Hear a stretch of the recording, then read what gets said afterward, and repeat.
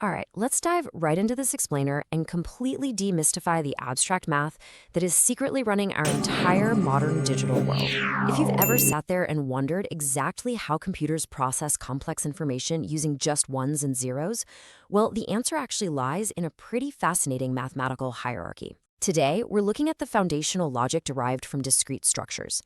We'll be tracing the path all the way from basic mathematical sets right up to Boolean algebras. It's essentially a journey of adding rules to create perfect order out of total chaos. We're going on a bit of a leveling up journey today. Here's our roadmap.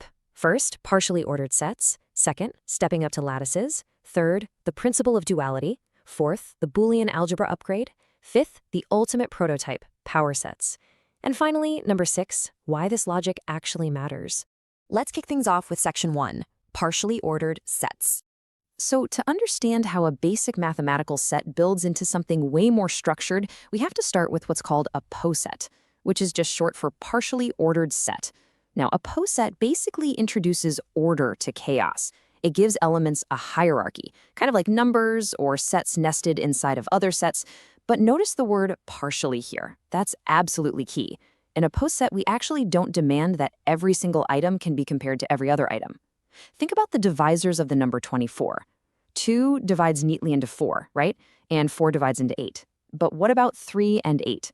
Neither one neatly divides into the other. They exist in the exact same set, but they aren't directly comparable in that specific way. And that is what we mean by a partial order.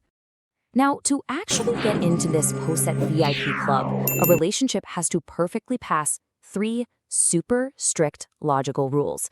First up, it must be reflexive, which just means every element is related to itself.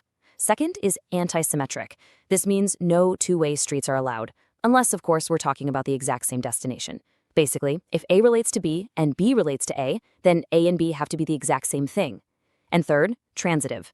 Think of this as the logical bridge. If A relates to B and B relates to C, then A automatically relates to C.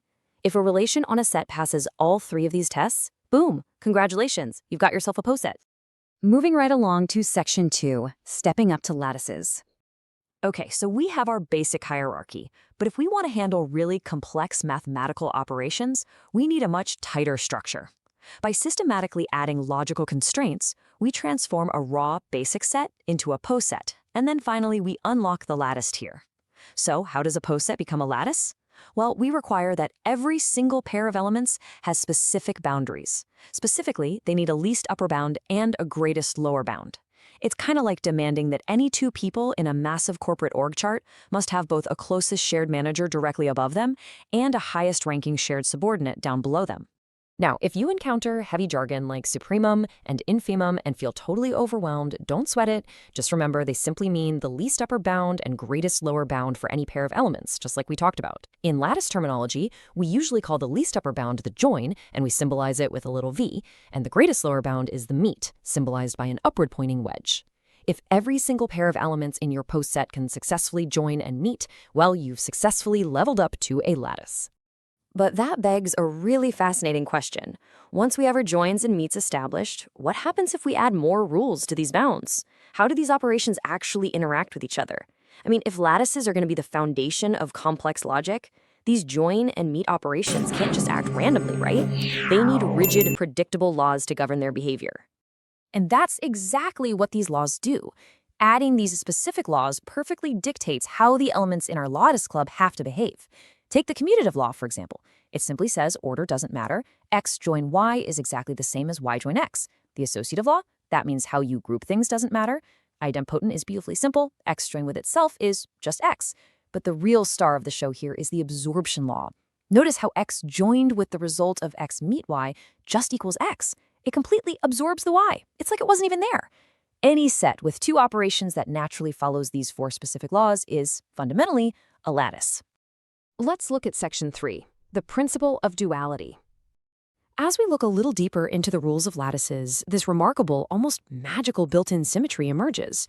The principle of duality means you can literally flip the symbols, like flipping a light switch, and your mathematical truth remains perfectly intact.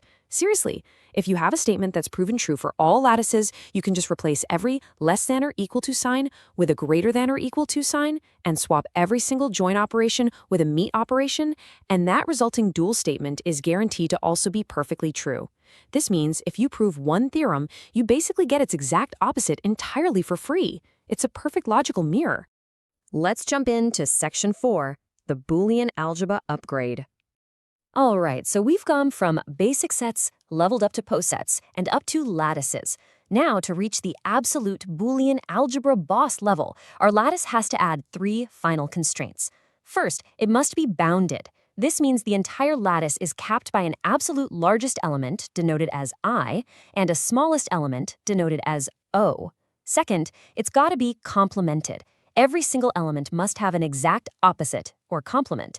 So when you join an element with its complement, you hit that largest element, I, and when you meet them, you hit the smallest element, O. Finally, the lattice must be distributive. That means the join and meet operations seamlessly distribute over one another, kind of like how multiplication distributes over addition in standard math. When a lattice hits all 3 of these marks, it officially graduates to a Boolean algebra. This brings us to Section 5, the ultimate prototype, power sets. Abstract laws are great and all, but what does a Boolean algebra actually look like in practice? Well, the power set, which is just the set of all subsets, acts as the perfect recurring prototype for how a Boolean algebra functions in reality. Let's take a super simple set containing just 3 letters, A, B, and C.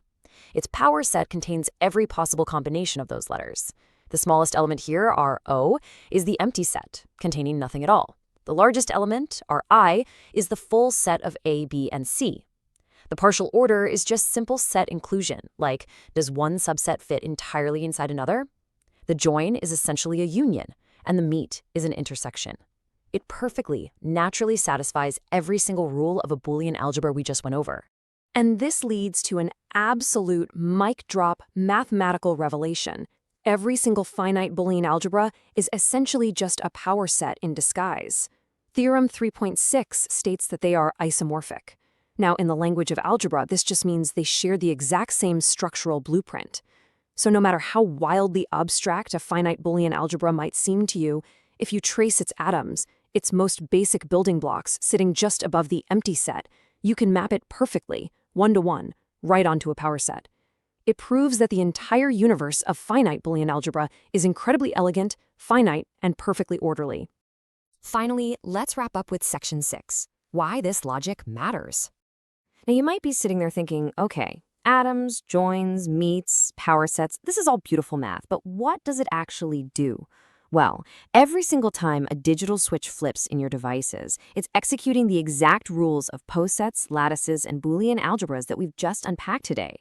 That I and the O, the largest and smallest elements we talked about, they map perfectly to the true and false, or the 1 and 0 states of electrical circuits.